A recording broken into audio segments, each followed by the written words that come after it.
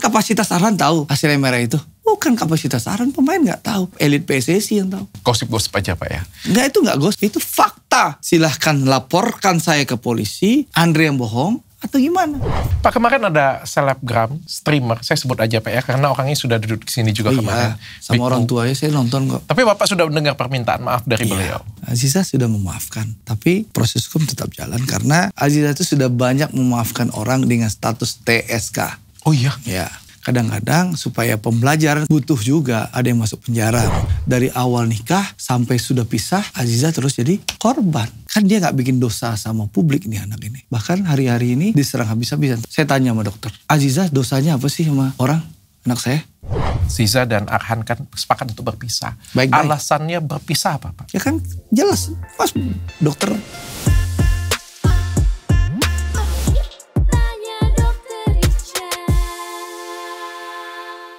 Pak Andre Rosiade. Ya. Saya panggilnya Pak Andre aja ya Pak ya. Terserah dokter aja. Waduh, saya pengen kenalan dulu nih sebelumnya. Dari Sumatera Barat. Ya dok. Luar biasa. Tapi saya pengen kenalan dulu dengan Pak Andre nih ya. Karena sejujurnya saya nggak gitu ngikutin politik. Ya. Saya tahu Pak Andre gara-gara ini ayahnya Zize. Ya. Jadi viral, apalagi kemarin laporin kan, ikut laporin bela anak. Jadi saya tahu nih tiba-tiba ada Pak Andre nih. Tapi saya diundang cerita di sini soal bola loh tadi. Iya boleh. Ini supaya tahu juga, saya nggak diundang ke sini soal apa namanya? Soal pribadi. Okay. Saya diundang karena cerita sepak bola. Oke, itu supaya jelas dulu dong. Jadi nanti jangan dibilang saya jadi gugup nih wawancaranya. Jangan saya dibilang pansos. Siap. Gitu, dok. Ini penting juga dok. Siap. Tapi saya pengen kenalan dulu Pak Andre. Siapa sih sebenarnya Pak Andre sebenarnya? Orang kampung dok. Serius? Ya saya kan lahir besar di kampung di Sumatera Barat. Lalu sampai SMA di Sumbar. Lalu merantau ke Jakarta kuliah di Trisakti. Ya lalu bekerja, lalu merintis bisnis dari nol. Oke, kita ngobrol yang aman-aman dulu aja Pak ya. Tim saya ada ngomong juga kan, Bapak juga tadi ada vokal tentang sepak bola. Ya Pak. jadi gini Mas harus paham. Timnas ini milik semua warga. Oke. Dokter Richard kan juga bisa komentari sepak bola. Jadi kameramen semua boleh. Boleh, setuju. Jadi kan milik semua rakyat. Iya. Boleh dong seluruh rakyat untuk mengomentari sepak bola. Karena timnas ini milik semua pihak kan. Milik seluruh rakyat Indonesia. Bukan milik ketua umum PSSI. Bukan milik pengurus federasi. Benar gak? Setuju gak dok? Setuju. Dokter juga bisa mengomentari. Setuju. Ya. Apa yang buat Pak Andre tidak Jangan puas? Karena kita berbeda pandangan, kita dibatasi hak ya. Semua orang boleh mengomentari program pemerintah. Pemerintah boleh dikritik, diberikan masukan. Masa urusan sepak bola yang memang timnas ini milik bersama, milik rakyat Indonesia, kita nggak boleh mengkritik. Dibatas-batasi ya? Dibatas-batasi ini menurut saya nggak fair juga. Oke. Gitu loh. Apalagi misalnya, ngapain komentarin timnas? Gara-gara maju mau calon ketua umum gitu kan. Kan ada juga narasi-narasi. Menurut saya itu nggak sehat ya. Kalau lihat rekam jejak saya tidak pernah menyatakan diri ingin maju jadi ketua umum PSSI. Apalagi pemilihan ketua umum PSSI itu 2027 dok. Masih 2 tahun lagi. Alias Belanda masih jauh. Itu pertama. Yang kedua, di berbagai podcast dan kesempatan, coba lihat rekam jejak saya. Itu saya selalu menyatakan, saya mendukung Pak Erik untuk melanjutkan kalau perlu periode keduanya. Saya orang yang pertama kali mendukung Pak Erik untuk lanjut periode kedua, melanjutkan periodenya. Kan Pak Erik ini selesai 2027 untuk lanjut. Dan saya selalu menyatakan, saya berbeda pandangan dengan Pak Erik hanya 2 hal.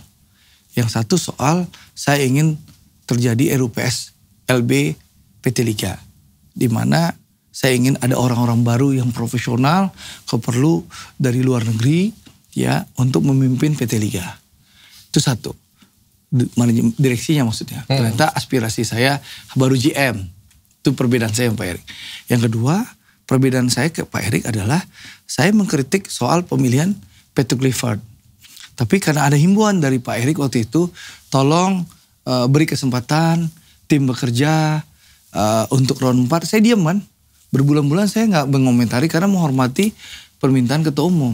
Bahkan waktu Gerard Vandenberg pun gagal, saya nggak mengomentari sama sekali. Saya nunggu soal round 4. Nah setelah round 4 ini selesai, Patrick Kluivert-nya gagal, tentu saya komentari. Supaya ada evaluasi, perbaikan ke depan. Gitu. Pak Andre suka sepak bola? Suka. Oh pantas ya, suka sepak bola. Nah kritik yang kedua, nanti kenapa suka sepak bola? Nanti masuk itu. Kritik kedua itu, oh Andre ngapain ngurus timnas? Ngurus klub bolanya saja gak mampu. Masuk zona degradasi, kan itu narasinya. Ya, nah saya jelaskan. Saya ini bukan pemilik klub sepak bola.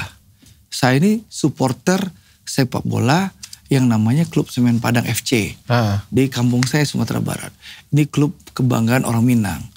Jadi Minang Pride itu salah satunya ya klub sepak bola Semen Padang FC. Bukan Pak Andre yang punya tapi? Bukan. Nah, saya jadi penasehatnya sejak 2010. Tapi dulu Semen Padang ini duitnya banyak. Tapi sejak 2019 akhir turun-turun, lalu ada keinginan menjual Semen Padang FC itu di 2019 akhir awal 2020. Saya melakukan pembelaan, intervensi supaya itu jangan dijual. Nah, sebagai konsekuensi karena nggak mau dijual, nggak boleh dijual oleh saya. Jadi saya mengintervensi ini jangan dijual karena ini kebanggaan orang Minang. Klub satu-satunya, nah, orang Minang nggak ada lagi.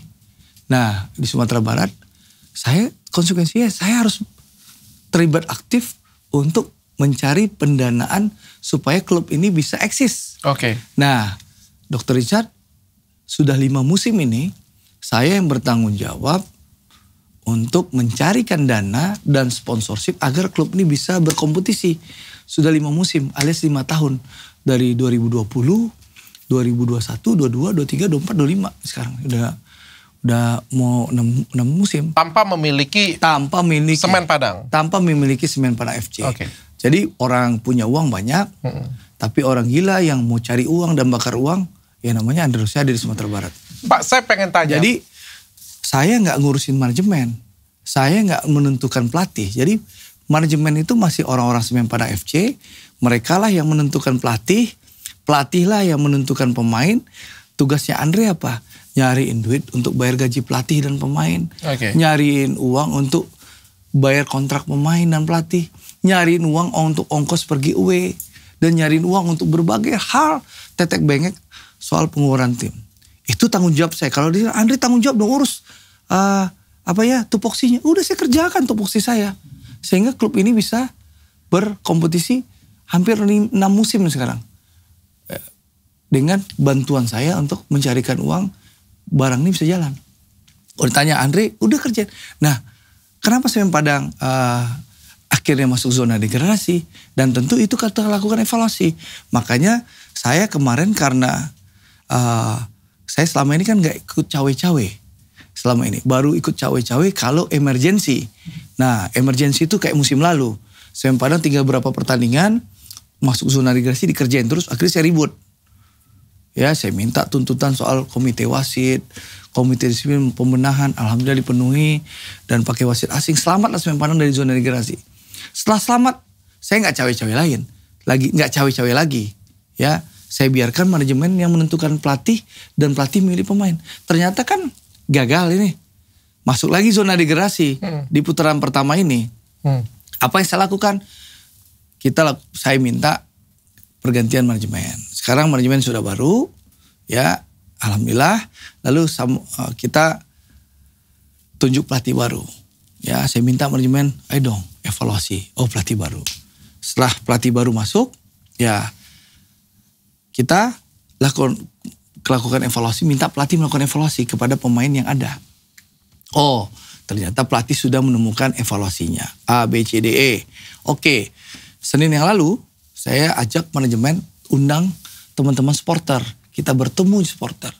Dalam pertemuan kita jelaskan bahwa ini loh langkah-langkah yang dilakukan oleh manajemen Padang untuk memperbaiki supaya tim ini tidak degradasi. Apa pertama?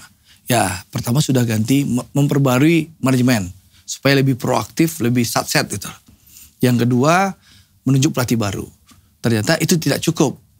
Karena evaluasi pelatih butuh perbaikan pemain. Ya sudah, kita sudah minta pelatih untuk melakukan kajian dan evaluasi. apa yang diusulkan, apakah nanti cuci gudang, penambahan pemain baru, ya ini kita akan siapkan sesuai dengan permintaan pelatih. Saya belum terima tertulisnya apa yang dilakukan. Tapi pelatih dalam 1-2 minggu nih lagi bikin evaluasi menyeluruh. Lalu ke supporter, kita ketemu supporter. Manajemen sudah minta maaf sama supporter bahwa ternyata ini nggak maksimal. Tapi kita membuka diri untuk melakukan evaluasi agar klub ini bisa selamat degradasi. Jadi evaluasi kami lakukan. Minta maaf sama supporter pun kami lakukan. Nah itu yang mohon maaf beda sama timnas. Jadi kalau kami Semen Padang tahu diri. Terbuka ya. Itu yang dituntut sama supporter kan sederhana. Pertama, sekarang kan permintaannya ya say sorry dong. Gitu loh. Anda sudah memecat Sintayong lalu memilih pelatih terbaik dalam tanda kutip yang ternyata malah menggagalkan timnas Indonesia mencapai mimpi lolos Piala Dunia. Lalu yang kedua apa tuntutan supporter? Evaluasi dong. Bikin dong rapat esko untuk lakukan evaluasi. Beri kesempatan Pak Sumarji sebagai manajer timnas, kepala BTN untuk melaporkan hasil perjalanan timnas ini. Sejak awal dipegang Sintayong sampai dipegang Patrick Kluivert dalam mengarungi kualifikasi Piala Dunia tahun 2026 ini. Kan itu yang diminta supporter. Nah itu yang sampai sekarang tidak dilaksanakan PSSI. Kalau Pak Erik sebagai ketua umum federasi bilang, mohon maaf kita gagal karena kebijakan kita yang salah memilih pelatih. Saya minta maaf. Lalu kita akan lakukan evaluasi undang. Lalu pasti publik selesai. Selesai publik itu. Nggak rame. Ya. Siapapun nanti pelatih yang dipilih oleh PSSI, kan orang boleh mengusulkan kayak saya. Mengusulkan CLBK, Mas Sintayong. Lalu yang lain ngusulin Jesus Casas. Ada yang ngusulin mantan pelatih Vietnam itu Park Hang-seo. Lalu ada yang ngusulin misalnya Bernardo Tavares. Ada yang ngusulin banyak pelatih yang lain. Nah itu kan hak PSSI nanti melalui rapat esko sesuai pasal 43 ayat 1 huruf L kalau tidak salah. Itu memutuskan secara bersama-sama. Itu kewenangan federasi. Yang diusulkan kita semua kan evaluasi. Dan penjelasan ya. Ya, itu aja kok. Lalu karena kita menuntut itu, mulailah diserang balik. Lalu urus aja Semen Padang lu. Saya udah urus, saya udah lakukan tanggung jawab saya. Masa saya gak boleh ngeritik. Bahkan kemarin saya diserang, katanya Andre nyogok 20 juta. Katanya. Loh, nyogok apa nih Pak? Nyogok 20 juta. Jadi karena saya diundang oleh teman-teman media pers PSSI. Jadi wartawan-wartawan yang ngurus bola, yang selama di PSSI itu bikin turnamen bola, bikin pameran bola, pameran foto, bikin dialog. Lalu saya dimintain sumbangan, Bang mau jadi sponsor nggak? Kata sama teman-teman itu. Dan banyak tokoh-tokoh lain, termasuk esko-esko, dimintain sumbangan. Pimpinan PSSI. Ya kita sebagai penggemar sepak bola, pelaku sepak bola kan rame-rame dong melakukan sumbangan. Nah saya nyumbang 20 juta. Oh itu dianggap dibilang nyogok. Saya nyogok. Mungkin karena saya keras.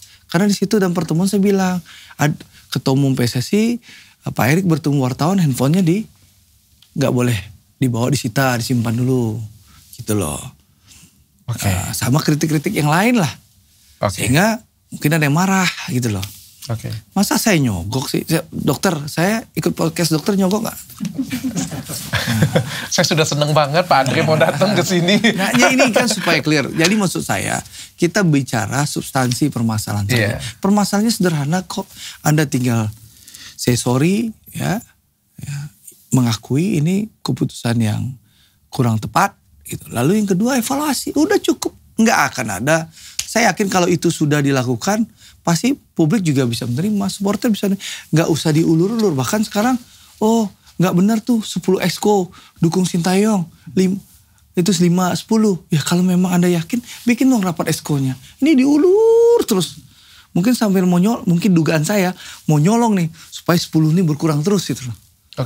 Nah gitu loh dok. Sederhana kok ini dok. Hilangkan ego, hilangkan gengsi. Ini kepentingan timnas ini adalah kepentingan seluruh rakyat Indonesia.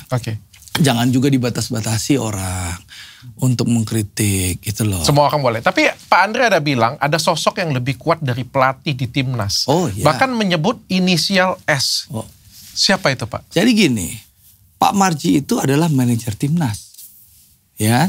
Oke. Ya, kepala BTN, Pak Sumarji ini kepala anggota Exco PSSI, betul kan? Kepala BTN, Badan Tim Nasional. Lalu manajer timnas. Nah, Pak Marji ini ternyata waktu perubahan kepelatihan dari Sintayong kepada kepelatihan terbaik ini, Patrick Kluivert dan kawan-kawan yang 14-18 orang Belanda itu yang rame banget itu. Oke. Ya, itu ternyata kewenangan jauh dipangkas gitu loh.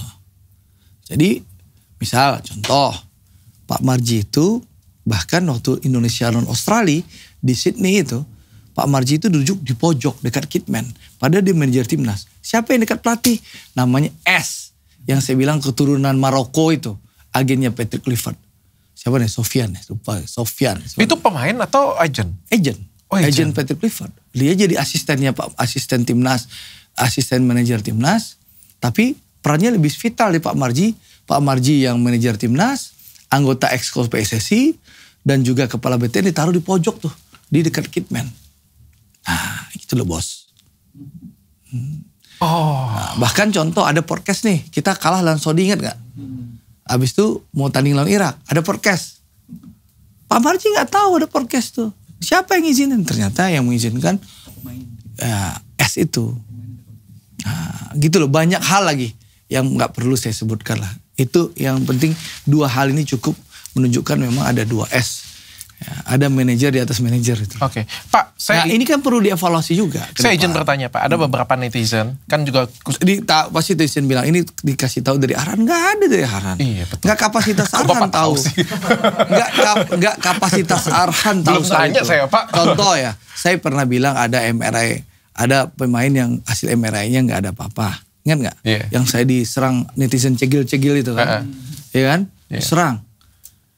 Padahal PSSI aja gak berani bantah pernyataan saya. Gak ada kan?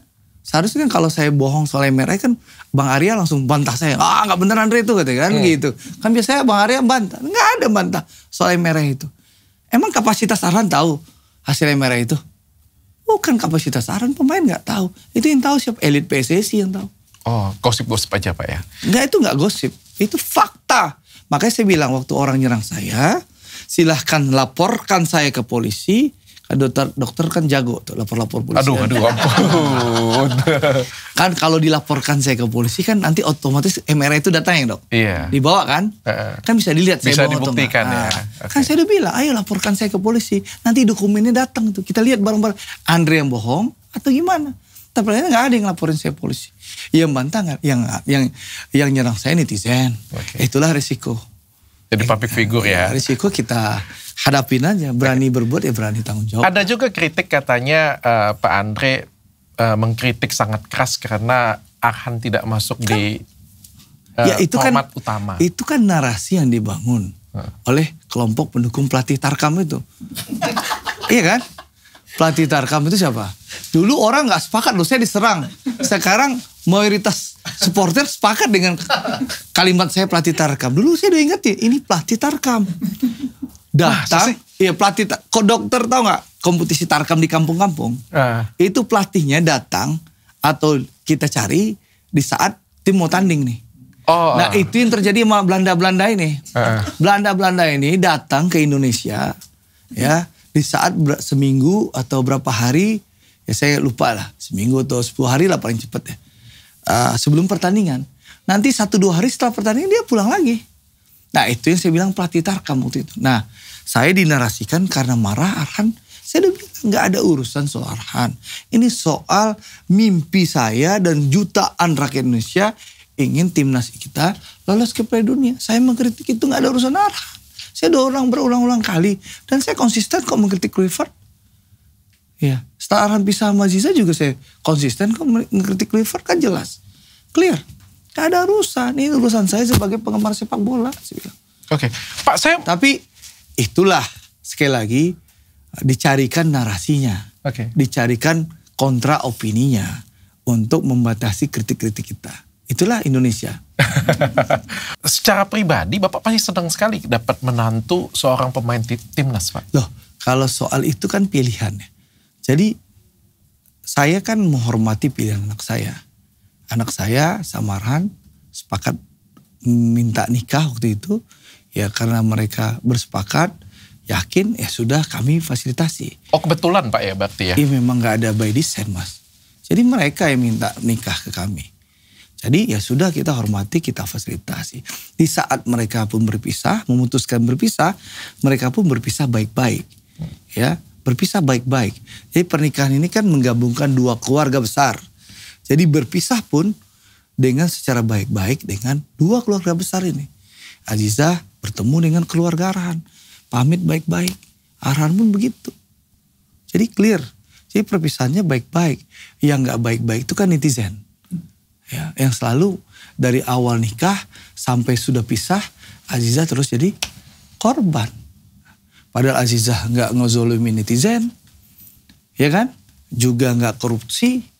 Gak mencelakai orang. Tapi terus diserang. Bahkan hari-hari ini, mau apa nama istilahnya tuh? Apa tadi tuh? Cancel culture. Iya. Azizah ngapain diserang rame-rame. Padahal saya tanya sama dokter. Dokter kan pemahaman medsosnya kuat nih. Urusan Azizah dosanya apa sih sama orang, anak saya? Saya gak bela anak saya nih. Saya ingin jawaban rasional aja sama dokter. Kalau dengan mereka orang pisah, pasti gak ada. Putusan pengadilan dokter udah pernah baca gak? Berpisah baik-baik kan? Berpisah baik-baik karena memang ketidakcocokan. Mereka pisah baik-baik gitu loh. Berpisah baik-baik. Apa contohnya? Kita berpisah baik-baik. Saya ini kan yang ngurusin Semen Padang FC tadi. Oke. Ya kan? Saya yang cariin uang Semen Padang FC. Kakaknya Arhan kan masih jadi pemain Semen Padang FC sampai sekarang. Oh ya? Iya. Kakaknya Arhan. Lalu istrinya masih jadi pegawai di Rumah Sakit Semen Padang Hospital di Padang. Oke. Dan saya sudah ketemu ke kakaknya, saya bilang lanjutkan ya, berkarirlah terus di Semen Padang. Saya support terus, saya bilang. Ya, sampai nanti Anda pensiun. Tidak kuat lagi main bola, kan main bola tuh ada umurnya ya. Nah, tapi saya bilang sambil main di Semen Padang, Mas, tolong ikut sertifikasi pelatih supaya nanti pensiun Mas Roni sudah bisa punya sertifikat A kepelatihan supaya nanti bisa melanjutkan hidup jadi pelatih Liga 2, Liga 3 atau malah asisten di Liga ya? 1 gitu loh. Jadi kita hubungan baik-baik saja gitu, nggak ada masalah. Setelah berpisah pun Arhan berapa kali menghubungi saya, masih nelpon saya, nggak ada masalah. Tapi ya saya kan melihat juga anak saya kok diserang terus gitu loh. Tapi memang keluarga kami kan memang nggak perlu keliling podcast. Jadi Mas Dokter Richard kan ngundang saya urusan bola ini kan. Iya. Itu penting itu, jangan sampai dibilang saya butuh tampil itu loh. Mau menjelaskan ya, bukan mau menjelaskan. Tapi Pak Andre saya pengen tahu. Jadi clear ya. Siap. Jadi saya mau nyinggung itu sedikit. Kan dia gak bikin dosa sama publik nih anak ini. Kenapa harus diserang habis-habisan? Tapi alhamdulillah saya bersyukur ya, mungkin anak saya punya banyak kekurangan dan kesalahan. Kita sudah mengingatkan sebagai orang tua. Perbaiki diri. Insya Allah nanti kalau perbaiki diri, berserah diri sama Allah, Allah pasti akan memberikan pertolongan. Nah, perbaikilah diri. Tapi anak saya juga tidak pernah nyalain orang, dia diem aja kan. Dia ya hidup aja, main pedal atau beraktivitas yang lain tanpa perlu ngomentari orang lain. Dan dia gak tampil loh sama Dr. Richard, pasti diundang podcast banyak. Tapi dia gak mau tampil kan. Konversi pers juga enggak. Anak saya gak butuh tampil-tampil begitu Mas. Ya kita hidup normal saja, biasa. Jadi Arhan bisa fokus sekarang di Bangkok United. Mudah-mudahan bisa kembali jadi pemain terbaik, bisa merebut tempat di timnas. Azizah bisa juga fokus mengurus hidupnya, udah bisa baik-baik. Saya rasa sih fair ya. Oke. Tanpa saling menyakiti, saling menghormati perpisahan, keluarga juga masih baik gitu. Jadi di antara kita nggak ada masalah netizen aja. Tapi itu harus dijelaskan. Saya harus menjawab itu. Tiba-tiba saya buka restoran. Tiba-tiba salah satu infotainment datang ke restoran. Mau lihat restoran. Menarik tuh restorannya, nggak diceritain. Dia potong sedikit wawancara saya. Lalu dibikinlah di medsos itu orang tua Azizah menjelekkan Arhan tiba-tiba. Kan dengan potongan yang gak jelas itu. Tapi luar biasa itu menurut saya. Framing ya. Framing luar biasa. Saya hanya bilang waktu itu, Aziza itu soal teman. Arhan juga banyak teman, kan biasa berteman-teman. Maksud saya, lalu dibilang, saya memojokkan Arhan. Karena luar biasa. Itulah framing. Mereka gak tahu bahwa itu, gibah itu, bergosip itu kalau di ajaran agama saya, itu seperti makan bangkai saudaranya sendiri. Ya Allah pasti hukum itu. Pemain gosip-gosip itu. Kalau di dunia selamat, belum tentu selamat di akhirat. Saya mengingatkan aja. Hati-hatilah bergosip itu. Pak, siapa yang duluan ini Pak? Pak Andre sebagai politikus atau Ziza sebagai public figure? Ya Aziza itu enggak public figure. Dia orang biasa-biasa aja. Hanya memang terkenal di TikTok, sering endorse gitu aja. Ya terkenal public figure dong. Ya. Siapa yang lebih dahulu Pak? Rasa saya lebih terkenal daripada anak saya. Masuk TV sejak zaman mahasiswa Mas. Berarti Pak Andre dulu saya ya? Saya masuk TV sejak zaman mahasiswa. Bagaimana rasanya menjadi seorang Pak Andre yang sebagai orang yang public figure cukup dikenal, politikus juga. Dan punya anak yang terkenal dan beberapa menantu juga sangat terkenal. Menurut saya sih biasa aja ya. Wah terkenal Pak. Ya, menurut saya masuk berita terus Pak. Enggak, maksud saya biasa aja ya. Efeknya ya biasa aja bagi kami. Karena memang keluarga kami, mohon maaf ya Mas, kita kan memang gak ada pansos-pansosan ya. Gitu. Kan memang ya alami aja. Iya kan? Menurut saya sih biasa aja ya. Ya kebetulan terkenal ya sudah. Gitu loh. Tapi kan banyak juga. Gara-gara terkenal masalah juga banyak juga. Nah itu, apakah mengganggu Pak Andre? Ya menurut saya ya kadang kalau lagi Aziza diserang orang ya rame juga medsos saya. Admin saya pusing juga ngeliatnya. Sebagai seorang ayah bagaimana pada waktu itu? Ya menurut saya ya sudahlah. Ini kan Allah, prinsip saya bilang sama dia, Allah tidak memberikan ujian di luar kemampuan kita. Berarti ya sudah jalanin, ya perbaiki diri. Ya tapi kan ya anak muda kan masih butuh waktu untuk memperbaiki diri jauh lebih baik. Gitu Mas. Oke. Pak kemarin ada selebgram, streamer, saya sebut aja Pak ya karena orangnya sudah duduk di sini juga kemarin. Sama orang tuanya saya nonton kok. Tiba-tiba saya lagi di daerah pemilihan tiba-tiba banyak banget yang ngetek saya ngapain ini saya bilang. Kan di mention saya itu. Iya. Saya ngapain saya di mention urusan gak sama saya kok gue yang diajak-ajak saya bilang. Saya lagi di keliling Sumatera Barat waktu itu. Tapi Bapak sudah mendengar permintaan maaf dari beliau? Kan sudah disampaikan Ziza. Ziza sudah memaafkan. Tapi proses hukum tetap jalan karena ini kan pembelajaran ke depan. Supaya pertama hati-hatilah kita bicara, membangun persepsi negatif terhadap orang. Dan juga pembelajaran. Ya Aziza kan selama ini sudah banyak memaafkan orang. Jadi Dok, Aziza itu sudah banyak memaafkan orang dengan status TSK. Oh iya? Ya. Oh sudah banyak dilaporin juga sebenarnya? Kan udah banyak dimaafin Aziza.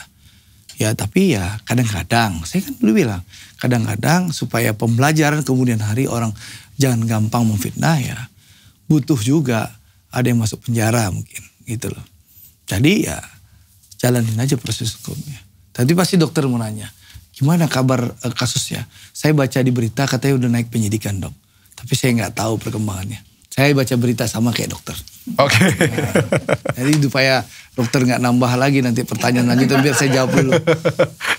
Pak beberapa netizen kepo, Bapak boleh jawab boleh tidak ya. Tapi saya menyampaikan saja kan kepoan masyarakat ya. Ziza dan Arhan kan sepakat untuk berpisah. Baik. Alasannya berpisah apa Pak? Ya kan jelas. Pas dokter kan bisa download tuh putusan pengadilan. Di situ ada. Kan putusan pengadilan tuh transparan sekarang. Bisa dilihat di website. Kan ketidakcocokan. Komunikasinya gak baik. Ya sudah. Mereka sepakat berpisah. Menikah baik-baik. Bersepakat. Mereka berpisah baik-baik. Ya dua anak ini saling pamit kepada keluarga besar masing-masing. Dan mereka sudah lakukan. Dan keluarga kita baik-baik aja. Gak ada masalah. Pak Andre memberikan support juga, memberikan bantuan untuk mereka akhirnya berpisah secara baik-baik. Ya tentu sebagai orang tua hadir.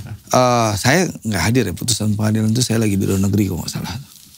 Ya kita ingatkan berpisah yaitu pilihan kalian berdua, lakukan perpisahan secara terhormat dan baik-baik. Ya mereka sudah melakukan hal itu. Oke. Pak, Pernah kepikir nggak Pak? Kan pisahnya baik-baik, malas lihat loh. Nggak banyak drama kan? Ya kan, ya udah. Oke. Dan nggak ada komentar saling menjelekkan kan? Yang penting itu ya Pak ya? Ya, berarti menunjukkan apa? Perpisahannya baik-baik. Yang nggak baik-baik tuh di medsos. Gitu loh. Pak pernah kepikir ya Pak, dulu orang kampung di Padang, sekarang tiba-tiba menjadi politikus terkenal, punya anak juga terkenal, yang sekarang salah ngomong dikit aja dikomentarin netizen satu Indonesia Pak. Nanti apa yang digoreng nanti dari percakapan kita? Iya pasti ada, nggak mungkin nggak Pak. Tapi pernah kebayang nggak Pak dulu main bola kaki di kampung kayak gitu? Enggak, saya mau jalan hidup apa adanya aja. Ya kita orang kampung, saya bersyukur saja Dok, bahwa Allah sudah berikan kebaikan banyak kepada keluarga kami ya. Kalau ada masalah anggap aja ujian, gitu. Gitu Dok. Oke. Syukuri aja apa yang ada lah. Pak, saya boleh kasih pertanyaan kritis. Kalau Bapak nggak suka, Bapak boleh potong bagian pertanyaan ini. Di Sumatera Barat, itu kampung papa saya juga. Saya pernah ke Sumatera Barat juga, pernah main dokter rame juga di Sumatera Barat. Gara-gara bikin apa itu? Berapa tahun yang lalu saya tiba-tiba lagi pulang kampung baca koran. Apain dokter Chatli ini? Pak, tapi saya ngerasa gini Pak ya, di kota Padang, saya berasa banget Pak. Saya keliling beberapa kota di Indonesia. Tapi saya ada berasa beberapa kota secara perekonomian dan secara memang kurang maju dibandingkan beberapa kota yang lain. Ya betul. Contohnya kita ngomong kayak gini, Medan maju banget ya. Jadi dokter, Palembang. ini saya kasih tahu. Tahun 80-an, waktu saya masih kecil-kecil Dok, Sumatera Barat, kota Padang itu jauh lebih maju daripada Palembang. Apalagi dari Pekanbaru. Kenapa sekarang? Nah itu masalahnya Dok. Tanyakanlah sama penguasa mereka. Nah gitu loh. Saya kan nggak penguasa, nggak kepala daerah. Dokter kalau ke Padang, kan pasarnya busuk tuh, pasar raya Padang tuh busuk tuh. Banyak kaki lima di mana-mana kan. Dokter lihat nggak ada bangunan baru, pasar yang bagus, megah tuh. Itu di pasar fase 7, itu dibangun 100 miliar lebih. Karya Pak Andre. Alhamdulillah Dok. Kita bekerja keras, alhamdulillah itu jadi. Nah sekarang PKL itu yang di luar, saya minta Pak Wali Kota, saya bilang sama Pak Wali, saya bilang, Fadli nama Wali Kotanya, kan adik-adik saya juga, ini Pak Wali, ini kan pasar udah jadi. Ada wilayah untuk PKL di atas. Tolong PKL itu di atas dan di bawah diisi. Alhamdulillah sudah dilaksanakan oleh Wali Kota Padang yang baru ini. Pasar yang saya bangun, ya bukan saya bangun, yang bangun pemerintah ya Mas. Tapi saya berjuang habis-habisan waktu itu untuk memastikan pasar dibangun, melobi Menteri Perdagangan, melobi Menteri PU, sehingga akhirnya dikasih anggaran, disetujui oleh Pak Jokowi waktu itu Presiden, karena kalau pasar itu harus persetujuan Presiden kan. Pasar itu sudah dibangun dan alhamdulillah sekarang bermanfaat. Pedagang PKL itu sudah bisa masuk ke dalam. Jadi itu contoh-contoh kita kerja Pak. Tapi apa alasannya kalau Bapak tadi bilang tahun 80 Padang itu bahkan lebih maju dari beberapa kota lain? Baju dulu dagang itu misalnya di pasar raya Padang itu adalah cara tempat kawah Chandra di muka orang mau jualan. Bahkan pasar itu dulu ada terminal. Jadi orang Sumatera Timur, Sumatera Tengah kalau belanja barang tuh ke Sumatera Barat dulu. Itu majunya. Lalu pasar Aur Kuning di Bukit Tinggi juga begitu.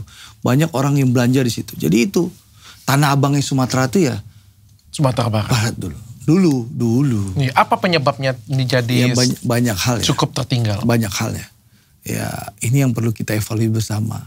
Kayak sekarang kita hidup itu, Sumatera Barat meskipun pertumbuhan ekonominya 3,9%, inflasinya 6%, itu kan berat.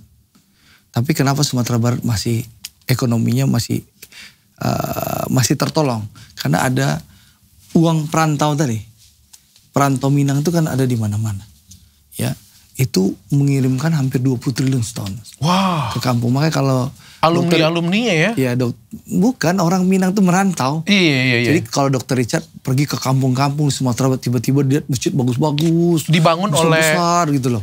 Atau rumahnya bagus-bagus di pelosok-pelosok nagari. Itu uang yang datang dari perantau. Itu jumlahnya kalau tidak salah 20 triliun per tahun. Iya. Saya pantas keluarga saya juga yang di Pulau Telok malah bikin villa di situ juga. Beliau padahal nggak tinggal di sana. Nah gitu. Jadi gitu Dok. Perantau yang bangun ya? Perantau. Nah organisasi perantau Minang yang terbesar itu namanya Ikatan Keluarga Minang. Pak, lagi rame ini soal WUS, katanya jadi bagian dari Komisi 6 sekarang. Jadi gini dok, WUS itu kan sebenarnya sudah clear ya. Kan Presiden Prabowo sudah mengeluarkan statement kemarin bahwa ini menjadi tanggung jawab pemerintah. Bahwa pemerintah akan mengambil alih untuk menyelesaikan WUS. Dan dokter kan juga kalau senang kan. Kalau ke Bandung naik WUS juga kan. Bagus sekali. Nah, juga. Saya pernah merasakan dan sangat bagus. Iya, dan saya ke Bandung sekarang dok, sering acara ke Bandung. Saya nggak naik mobil, saya naik WUS. Jadi menurut saya WUS ini bagus, bukan hanya membantu transportasi masyarakat ya, tapi juga banyak ada peradaban dok. Banyak orang Jakarta kerja di Bandung, dia nggak perlu tinggal di Bandung lagi. Dan banyak orang Bandung kerja Jakarta, dia nggak perlu pindah ke Jakarta. Dan banyak hal. Nah, bahkan Presiden saya dengar ke depan akan melanjutkan program WUS ini. Nah, tinggalkan soal permasalahannya hutangnya. Nah, menurut saya ini udah clear ya. Kita tidak perlu berdebat soal utang lagi. Karena ini gini, utang atau rugi Pak? Ya, enggak, utang dong dok. Jadi gini dok, dokter paham. Sebenarnya ini kan soal prasarana dan sarana. Jadi prasarana itu di mana-mana rel kereta api, rel itu dan rel WUS ini kan prasarana. Oke. Sebenarnya itu tanggung jawab pemerintah. Iya. Yang sarana gerbong itu baru tanggung jawab misalnya KCIC. Nah, kalau KCIC kan bisa ditarik ke Danantara, itu kan perdebatan di situ. Tapi ini kan sudah clear. Pemerintah sudah bersikap bahwa semuanya jadi tanggung jawab nanti pemerintah. Jadi permasalahan WUS ini sudah clear. Presiden sudah memberikan sikap yang tegas, yang jelas bahwa pemerintah akan tanggung jawab. Oke. Jadi cicilan semua akan dibereskan oleh pemerintah. Dan pemerintah sedang membuat kajian untuk melanjutkan WUS ini bisa sampai Surabaya bahkan sampai Banyuwangi. Oke. Pak, saya izin tanya, di 2025 ini banyak masyarakat yang mengatakan bahwa terjadi perlambatan ekonomi. Apa yang dirasakan masyarakat tuh banyak sekali terjadi PHK di mana-mana, perekonomian melemah, daya beli sangat melemah sekali, bahkan turun 50-80% di masyarakat. Berasa banget di masyarakat. Jadi gini dok, daya pertumbuhan permasalahan ekonomi ini bukan hanya di Indonesia, tapi seluruh dunia dok. Indonesia ini masih tumbuh 5,3% ya sementara ini. Dan itu jauh lebih baik daripada negara-negara lain dok. Sorry to say, itu faktanya. Artinya negara lain lebih babak belur dari kita? Lebih babak belur dari kita. Dokter lihat dong negara-negara lain. Dokter kan sering ke luar negeri. Kan dokter sering jalan-jalan ke luar negeri. Kan dokter tahu kondisi misal masyarakat di luar negeri itu lebih susah sebenarnya daripada kita. Ya. Karena pertumbuhan ekonomi mereka ada yang minus, ada yang 0, ada yang 1 atau 2. Kita masih bersyukur masih di atas 5%. Tapi ini kan tidak cukup. Makanya pemerintah Presiden Prabowo melakukan terobosan-terobosan. Ini saja yang bulan November, akhir Oktober November nih, Presiden mengeluarkan kebijakan mengelontorkan BLT ini untuk 35 juta kakak di seluruh Indonesia. Desil 1 sampai desil 4 kalau tidak salah. Lalu yang kedua, Presiden bikin kebijakan-kebijakan yang bisa membantu masyarakat meningkatkan SDM, kualitas SDM. Itu bukan hanya meningkatkan kualitas, tapi bikin ekonomi bergerak di bawah. Apa? Contohnya MBG itu. Makan bergizi gratis. Dokter bayangkan akan ada 30.000 dapur di seluruh Indonesia. 30.000 dapur itu, dokter tahu gak satu dapur itu? Satu dapur itu mempekerjakan 50 orang. Kalau 3-nya mungkin dari luar kampung itu. Tapi 47-nya adalah relawan yang dari warga itu. Warga kampung ini. Nah mereka masak dan hasil masaknya untuk anak-anak dan adik-adik mereka di kampung itu. Dan satu SPPG itu membutuhkan 1/4 hektar sawah, 2 kandang ayam. Buka lapangan kerja ya? Itu buka lapangan kerja dan UMKM bisa jalan. Ini jadi banyak hal yang dilakukan oleh pemerintah sekarang, tapi memang butuh proses. Apalagi Presiden melakukan efisiensi besar-besaran agar anggaran kita tidak dimaling dan akan dipergunakan sebesar-besarnya untuk kepentingan rakyat. Oke, tapi faktanya kan perekonomian yang berasa di masyarakat itu benar apa adanya melambat. Daya beli benar-benar turun. Menurut Pak Andre, penyebabnya sebenarnya apa sih? Ya jadi kan ini melambat tuh seluruh dunia. Karena masalah tadi itu, geopolitik awalnya kan, mulai perang Rusia-Ukraina, permasalahan Timur Tengah dan berbagai permasalahan di dunia, akhirnya berujung permasalahan ekonomi seluruh dunia yang melambat, Mas. Oh, oke. Ya, terimbas juga Indonesia. Tapi saya rasa pemerintah, khususnya pemerintah Pak Prabowo ya, punya kebijakan jelas. Karena kan disampaikan oleh Pak Prabowo bahwa kita ingin mencapai pertumbuhan ekonomi 8%. Untuk itu saya percaya bahwa pemerintah itu akan bekerja keras. Ya kita akan kawal sama-sama. Kita kawal, kita awasi, kita bantu sama-sama pemerintah bekerja. Mudah-mudahan insya Allah di akhir 2029 ini pertumbuhan ekonomi itu bisa terwujud. Sehingga yang katanya dokter melambat ini bisa kita tingkatkan lagi. Oke, artinya kita ini walaupun melambat jauh lebih baik daripada negara-negara tetangga kita. Betul, Dok. Dokter cek aja pertumbuhan ekonomi negara-negara lain. Supaya jangan saya dibilang omon-omon. Oke. Gitu. Pak, MBG Pak. Ya. Ini terhitung sukses atau? Ya, jadi Dok, masalah tentu ada ya. Karena kita luar biasa ya. Kalau negara lain butuh 10-11 tahun untuk bisa mengimplementasikan. Kita kan bismillah setahun insya Allah selesai gitu loh. Ya tentu ada masalah. Misalnya keracunan. Dari 30 juta, 29 sampai 30 juta orang yang menerima manfaat. Ada yang 0,00017%, 6 ribuan orang yang sempat keracunan. Itu tentu PR yang harus diperbaiki. Ya kita harus melakukan evaluasi untuk perbaikan. Tapi jangan kebijakan yang baik itu dinarasikan untuk ditutup. Saya ini, Dr. Richard buka Instagram saya. Dr. Richard akan menemukan berapa kali Andre ke sekolah-sekolah. Ya, saya berkali-kali ke sekolah-sekolah. Saya tanya sama guru, kepala sekolah, murid, bahkan wali murid. Ini program bagus atau enggak? Bagus. Ingin dilanjutkan? Lanjut. Lalu saya datang ke berbagai dapur. Saya tanya sama yang kerja. Saya lihat prosesnya, Dok. Ya ini kebijakan bagus. Baik untuk masyarakat. Baik untuk ekonomi, pertumbuhan ekonomi kita. Hanya memang yang kurang-kurang tentu harus diperbaiki untuk kedepannya.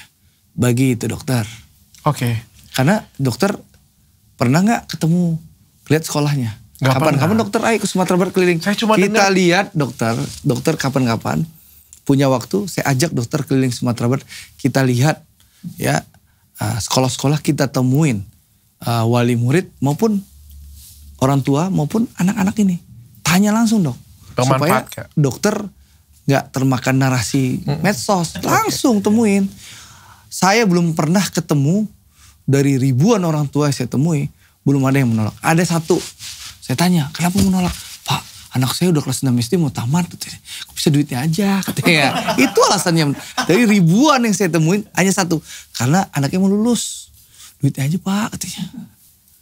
Gitu. Sisanya. Oh kalau itu untuk kebutuhan yang lain. Saya bilang kan ibu udah dapat PKH.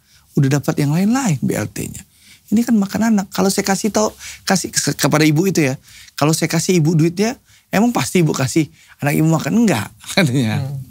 Jadi gitu dok. Menurut Pak Andre ini terhitung program yang sukses dan harus dilanjutkan atau bagaimana? Kalau bagi saya turun ke lapangan, program ini sangat dibutuhkan masyarakat. Dan ini kan salah satu benchmarkingnya programnya presiden. Ya program ini harus sukses. Harus sukses. Yang kurang-kurang harus diperbaiki. Supaya kita bisa meningkatkan kualitas SDM kita. Stunting tidak ada lagi. Yang kedua, ekonomi itu bergerak di bawah. Nah ini Pak, ada sedikit kritik, ini pertanyaan terakhir mungkin ya. Ada sedikit kritik dari beberapa orang. Perlambatan ekonomi ini adalah salah satunya adalah pemerintah memaksakan diri untuk menganggarkan MBG padahal dana yang sangat besar dan harusnya bisa diputar ke. Jadi efisiensi dilakukan oleh pemerintah, memotong anggaran itu tidak mengurangi belanja pemerintah. Yang dikurangin itu FGD, kungkar-kungkar, ya acara-acara pertemuan-pertemuan yang tidak perlu. Itu yang dilakukan revisi. Kan anggaran itu kan dibedah oleh pemerintah. Ya, untuk belanja modal, lalu untuk pembangunan, itu tidak dikurangi oleh pemerintah Presiden Prabowo. Hal-hal yang tidak penting lah yang dipangkas di efisiensi anggarannya. Gitu loh. Oke, tapi kalau IKN tetap lanjut Pak? IKN kan sudah diputuskan oleh pemerintah menjadi ibu kota politik ya. Dan pembangunan kan juga jalan, anggaran kan ada. Saya belum tahu perkembangan detailnya Mas. Tapi yang jelas kan pembangunan masih jalan. IKN kan ada. Jadi pindah tetap Pak? Ya kita tunggulah kalau udah selesai kan nanti. Itu kan kebijakan pemerintah. Oh, targetnya kapan ya targetnya? Pak Andre tapi mau dinas kerjanya di situ kan kalau DPR? Atau di Jakarta tetap? Ya nanti kita lihat perkembangannya. Pemerintah aja belum pindah, masa tanya ke saya. Gitu loh. Dokter mau pindah ke situ. Dokter pernah gak ke IKN? Saya mau buka klinik Pak. Dokter udah pernah gak belum ke IKN? Diundang sudah. Pak. Saya udah berkali-kali ke IKN. Ya Bapak undang saya lah nanti Pak. Nanti kita ke Sumatera Barat dulu dok. Dokter lihat soal pembangunan. Apa yang kita lakukan terobosan-terobosan. Jalan rusak puluhan tahun. Alhamdulillah Pak Prabowo bantu. Yang viral-viral jalan, jembatan rusak. Dokter lihat banyak titik di Sumatera Barat yang blank spot. Sekarang kita bangun puluhan sampai ratusan BTS. Ya alhamdulillah, rumah nggak punya listrik kita masukin, jalan-jalan kita perbaiki, jembatan kita bangun. Alhamdulillah dok, mohon doanya aja dok. Amin. Kita bekerja terus. Jadi dokter, ayo kita ke Sumatera Barat. Ayo siap. Jangan bangun klinik doang, kita lihat ke lapangan dok. Siap, siap diundang. Gitu, nanti saya main Pak. Terima kasih.